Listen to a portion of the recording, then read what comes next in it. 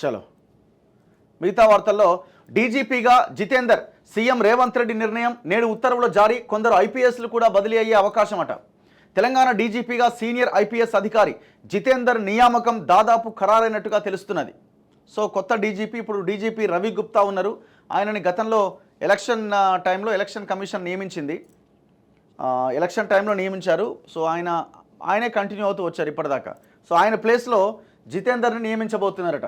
బుధవారం ఇందుకు సంబంధించి ఉత్తర్వులు జారీ కాబోతున్నట్టుగా తెలియవచ్చింది. వాస్తవానికి మంగళవారమే ఉత్తర్వులు వెలువడాల్సి ఉన్న సీఎం మహబూబ్నగర్ జిల్లా టూర్ కారణంగా వాయిదా పడినట్టుగా తెలిసింది. ఈ ఉత్తర్వులు వెలువడితే తెలంగాణలో కాంగ్రెస్ అధికారంలోకి వచ్చాక ప్రభుత్వం నియమించిన తొలి డీజీపీ జితేందర్ కాబోతున్నారు. ప్రస్తుతం ఆయన డీజీపీ హోదాలోనే హోంశాఖ ముఖ్య కార్యదర్శిగా ఉన్నారు. అలాగే విజిలెన్స్ అండ్ ఎన్ఫోర్స్మెంట్ డైరెక్టర్ జనరల్గా అదనపు బాధ్యతలు కూడా నిర్వర్తిస్తున్నారు. నిర్మల్ ఏఎస్పీ నుంచి డీజీపీ దాకా పంజాబ్ రాష్ట్రం జలంధర్లో రైతు కుటుంబంలో జన్మించిన జితేందర్ 1992 ఐపీఎస్ బ్యాచ్ అధికారి. ఆంధ్రప్రదేశ్ క్యాడర్కు ఎంపికయ్యారు. తొలుత నిర్మల్ ఏఎస్పీగా పనిచేసిన అనంతరం బెల్లంపల్లి అదనపు ఎస్పీగా విధులు నిర్వర్తించారు. అప్పట్లో నక్సల్స్ ప్రభావం ఎక్కువగా ఉన్న మహబూబ్ నగర్, గుంటూరు జిల్లాల ఎస్పీగా కూడా పనిచేశారు. తర్వాత ఢిల్లీలో సిబిఐలో 2004 నుంచి 2006 వరకు గ్రేహౌండ్స్లో పనిచేశారు. అనంతరం డీఐజీగా పదోన్నతి పొంది విశాఖపట్నం రేంజ్లో బాధ్యతలు నిర్వర్తించారు.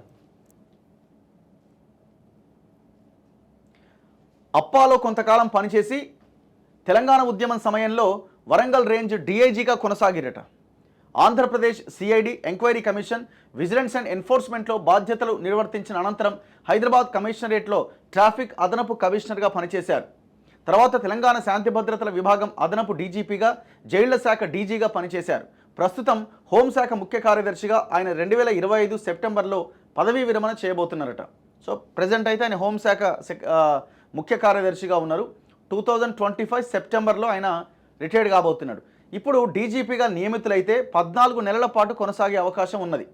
ప్రస్తుత డీజీపీ రవి గుప్తాను శాసనసభ ఎన్నికల ఫలితాలు వెలువడిన రోజు ఎన్నికల కమిషన్ నియమించింది. అప్పట్లో డీజీపీగా ఉన్న అంజనీ కుమార్ను క్రమశిక్షణా చర్య కింద సస్పెండ్ చేసిన తర్వాత రవి గుప్తాను ఎంపిక చేసింది. అప్పటి నుంచి ఆయనే డీజీపీగా ఉన్నారు. తాజాగా జితేందర్ వైపు ముఖ్యమంత్రి రేవంత్ రెడ్డి మొగ్గు చూపినట్టుగా తెలుస్తోంది. కొత్త డీజీపీ నియామకంతో పాటు మరికొందరు ఐపీఎస్ అధికారులకు స్థానచలనం ఉండొచ్చని తెలుస్తోంది. రాజధాని కమిషనరేట్లకు సంబంధించి ఒక కమిషనర్ను మార్చే అవకాశం ఉందట. గతంలో అదే కమిషనరేట్ యూనిట్ అధికారిగా పనిచేసిన ఐపీఎస్ను అక్కడ తిరిగి నియమించే అవకాశం ఉందట.